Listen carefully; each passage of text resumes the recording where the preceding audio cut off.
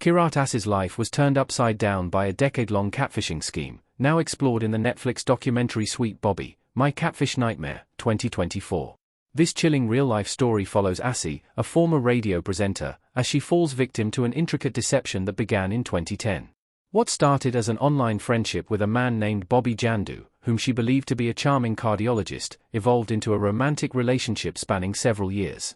However, Bobby's identity was entirely fabricated by someone shockingly close to Assi, her cousin, Simran Bogle, who orchestrated an elaborate web of lies involving over 60 fictional characters. Sweet Bobby's astonishing catfishing story begins with Assi receiving a Facebook request from Bobby, a fellow member of her Sikh community in London.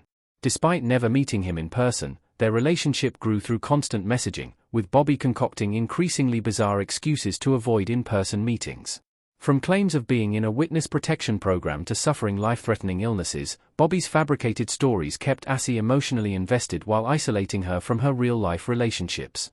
The catfishing scheme only unraveled when Assi decided to confront the real Bobby Jandu, leading to the shocking discovery that it was her cousin Simran behind the deception all along.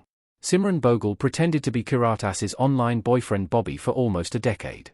Close-up of a woman in Sweet Bobby My Catfish Nightmare. In 2009, Kirat Assi received a Facebook friend request from Bobby Jandu, a man who claimed to be a cardiologist living in New York. What began as a simple online friendship quickly deepened into a romantic relationship. Bobby, who was part of Kirat's Sikh community and shared mutual friends, communicated with her constantly. Over the next several years, the two spent countless hours talking and texting. Despite forming an emotional bond, Bobby repeatedly found excuses to avoid meeting in person, often citing his supposed involvement in witness protection or severe health issues that kept him out of reach. As their relationship progressed, Bobby's behavior became increasingly controlling. He monitored Kirat's movements, told her how to dress, and dictated her social interactions, all while maintaining his elusive identity. Kirat, now in her mid-30s, felt emotionally tied to him, even though they had never met face-to-face after nearly a decade of online communication. Unbeknownst to her, Bobby was a complete fabrication. Her cousin, Simran Bogle, had been impersonating him and creating an elaborate web of lies, which included numerous fake profiles of Bobby's friends and family, designed to validate his fictitious life. Why Simran Bogle catfished her cousin, Kirat Assi. Sweet Bobby. Simran Bogle was only 17 when she began catfishing her older cousin, Kirat Assi, with whom she had a close relationship. Coming from a family with deep connections, Simran was described by Kirat as the perfect daughter and a model student. Over the years, Simran became an integral part of the deception, supporting Kirat emotionally and even validating Bobby's existence and feelings. Despite their growing closeness, Simran was secretly behind the elaborate scheme, which lasted nearly a decade. In 2018, Simran finally confessed, but she has never publicly explained her motives for targeting her cousin. While Simran has not offered a public explanation, she did send Kirat a private apology letter, the contents of which remain undisclosed due to legal reasons. Kirat, however, expressed that the apology seemed insincere. According to Kirat, Simran believed they were both in a dark place and that the fantasy world she created through the catfishing scheme would bring them both some kind of joy. Experts interviewed in the podcast Sweet Bobby struggled to understand Simran's actions, leaving the true reason behind her manipulation still unclear.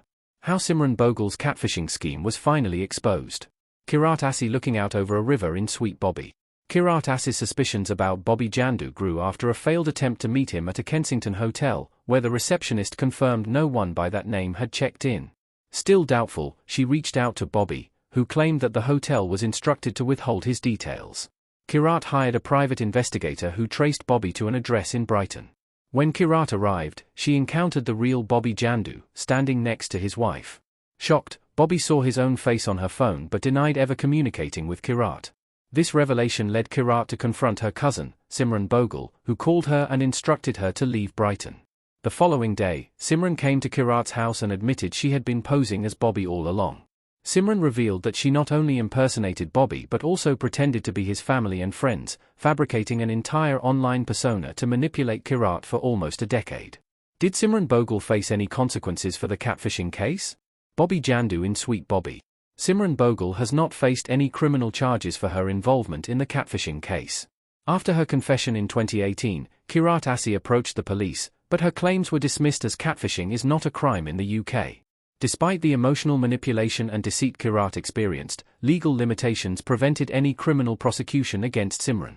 However, in 2020, Kirat won a civil case against Simran for harassment, misuse of private information, and breaches of data protection laws. This resulted in a substantial financial settlement. Although Simran has not faced criminal consequences, she released a statement through her lawyers, framing the situation as a family matter and denying the accusations as defamatory. Where Simran Bogle and Kirat Assi are today. Kirat Assi and Sweet Bobby looking suspicious. Simran Bogle, though thrust into the public eye, has largely kept her privacy intact. She declined to participate in Netflix's documentary Sweet Bobby and has consistently described the matter as a private family dispute, referring to events that began when she was a schoolgirl. Bogle has since moved on professionally, with reports suggesting she works as a vice president at a major British bank, potentially Barclays, as speculated by Reddit users, though the update is not officially confirmed. Kirat Assi, meanwhile, has faced lasting emotional and social repercussions from the catfishing ordeal. The interconnected community in which she lived grew silent after the news spread.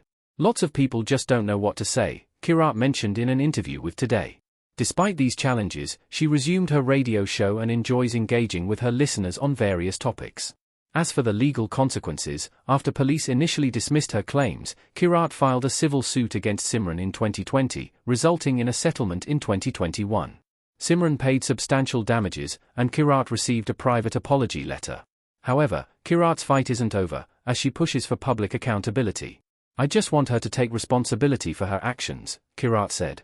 While the police reopened her case following the podcast's release, progress has been slow, and Kirat remains committed to seeking justice as Sweet Bobby, My Catfish Nightmare brings renewed attention to the situation.